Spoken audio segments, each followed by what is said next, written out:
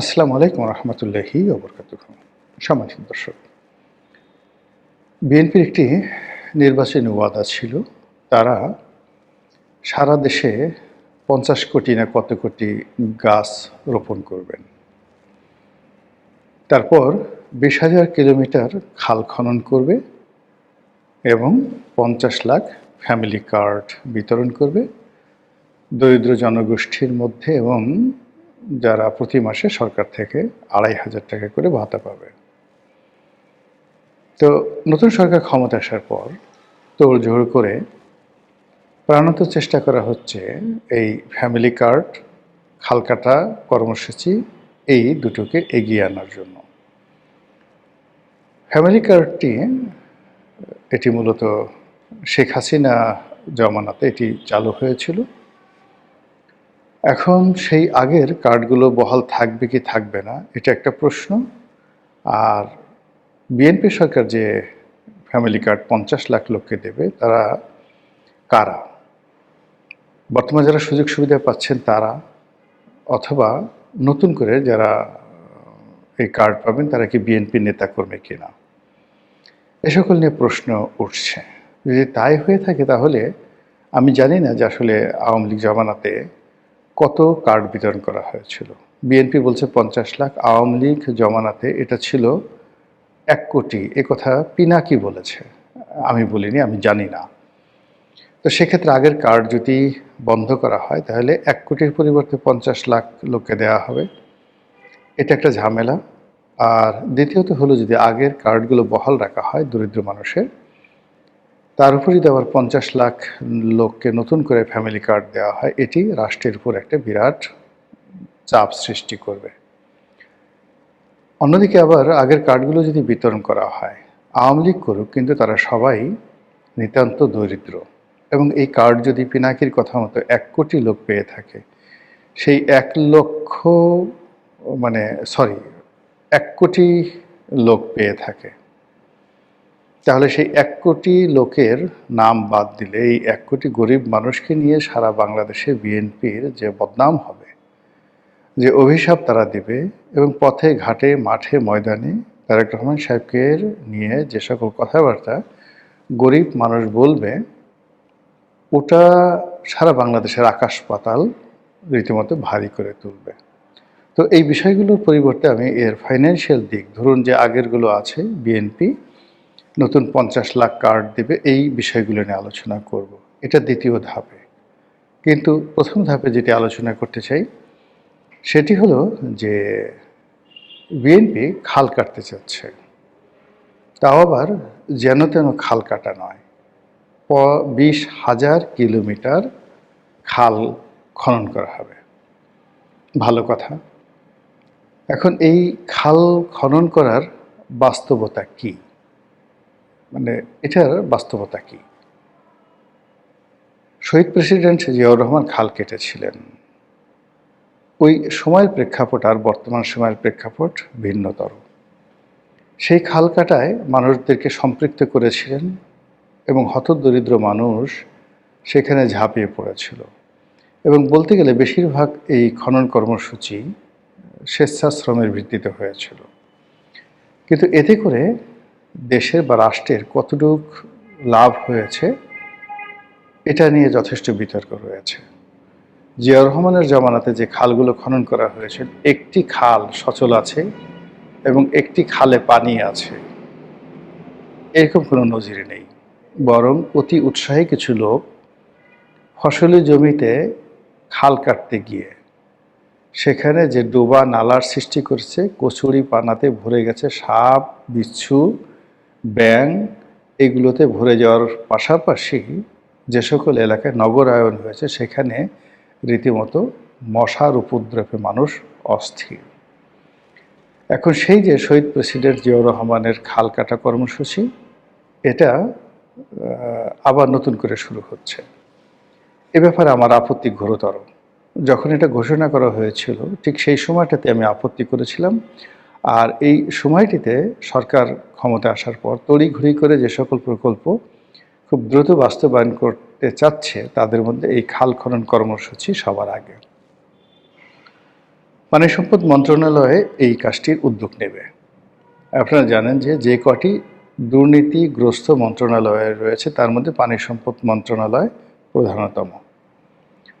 এই মন্ত্রণালয়ে নদীতে বালু ফেলা, নদী শাসন, নদীর তীর সংরক্ষণ করা থেকে শুরু করে অন্য যে সকল কর্মকাণ্ড করে এর 80%ই ঘুষ, দুর্নীতি এবং নদীগর্ভে বিলীন হয়ে যায়।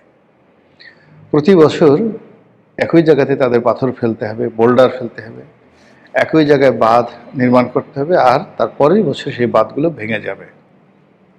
এই নিয়তি নিয়ে পানি সম্পদ মন্ত্রণালয় যুগের পর যুগ ধরে চলছে। তো সেই মন্ত্রণালয় যখন এই খাল কাটার কর্মসূচি বাস্তবায়ন করবে, এটা কি পরিমাণ খাল হবে, কি পরিমাণ ডোবা নালা হবে, আর কি পরিমাণ লুটপাট হবে, এটা সহজেই বুঝতে পারা যায়। এই গেল এক। 2 নম্বর হলো যে আমাদের দেশে অনেকগুলো ডোবা রয়েছে, নালা রয়েছে। এগুলো যদি পরিষ্কার করা হয়, দক্ষিণ অঞ্চল বলেন অন্যান্য এলাকাতে বা ঢাকা শহরে যেগুলো রয়েছে, এগুলো যদি পরিষ্কার করা হয়, এখানে স্বচ্ছ পানির প্রবাহ ঠিক রাখা যায়, মশা মাছি নিধন হবে, এটা খুব ভালো একটা কাজ হবে। কিন্তু নতুন করে খাল খনন এটা কোনো অবস্থাতেই বুদ্ধিমানের কাজ হবে না।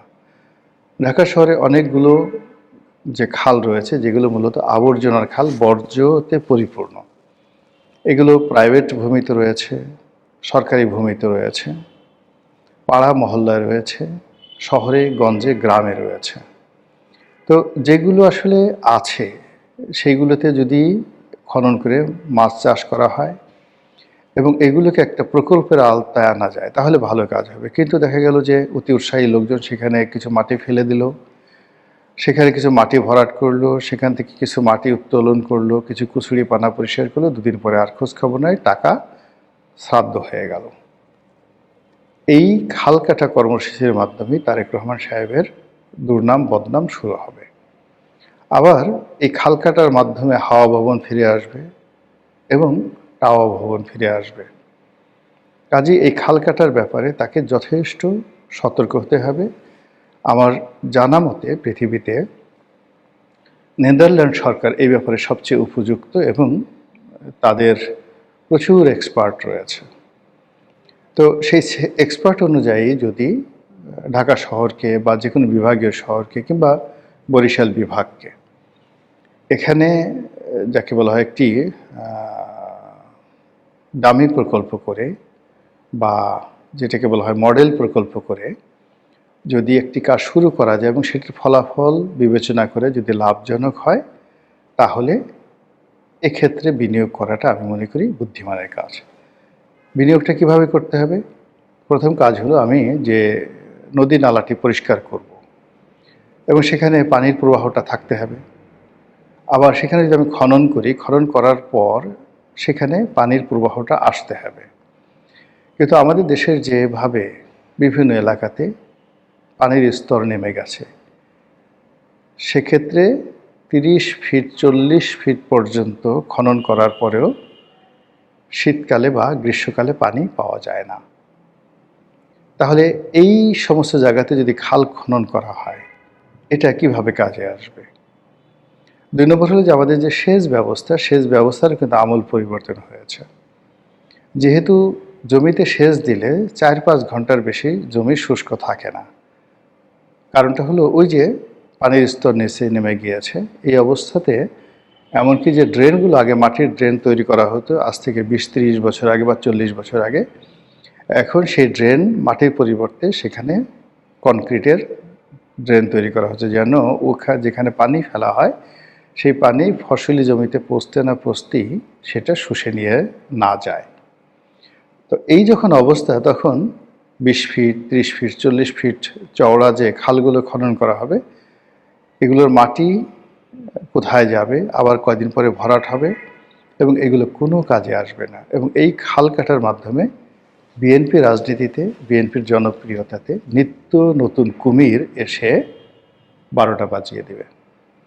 এবং একবার যদি বদনাম শুরু হয়ে যায়, এই যে এখন মধুমার চলছে, তারেক রহমান সাহেব যা কিছু করছেন সবাই পছন্দ করছে, সবাই প্রশংসা করছে, কিন্তু এটা ঠিক ডক্টর ইউনূসের কথা চিন্তা করুন যে উনি প্রথম 3 মাস যা বলেছেন, যা করেছেন, সবই মানুষ সমর্থন করেছে, মানুষ আশায় বুক বেঁধেছে। তারেক রহমান সাহেবকে নিয়েও কিন্তু মানুষের আশা শেষ নেই। কিন্তু এটা যখন নিরাশায় পরিণত হবে, তার লোকদের কর্মকাণ্ড, তার নিজের কর্মকাণ্ড, তার প্রকল্পগুলোর ব্যর্থতা এবং দেশে অর্থনীতির যে গতি, সেই গতিটা যদি ফিরে না আসে, সঙ্গত কারণে মানুষ ধৈর্যহারা হয়ে পড়বে।